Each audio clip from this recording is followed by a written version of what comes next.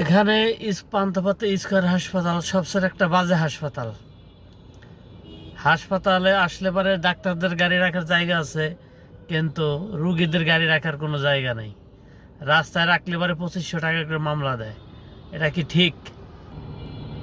যদি 50টা গাড়ি আসে আর 10টা পার্কিং পায়, আর 40টা গাড়ি রাস্তায় পার্কিং করতে হয়। রাস্তায় পার্কিং করলে পরে সার্জেন এই রাস্তায় সবচেয়ে বেশি মামলা দেয়। কাগজ নিলে পরে 2500 টাকা করে মামলা দেয়।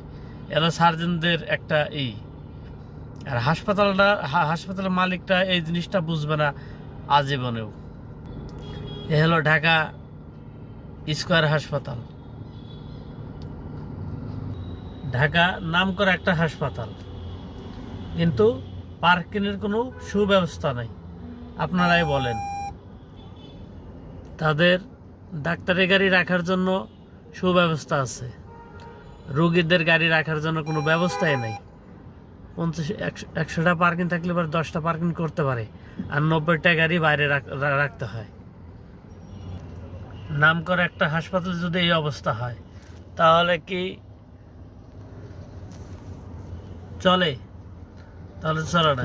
রোগীদেরও তো দেখতে হবে, রোগীদেরও সুবিধা অসুবিধা দেখতে হবে, কিন্তু হাসপাতাল মালিক পক্ষ এই জিনিসটা কোনো কিছুই দেখে না। আপনারাই বলেন।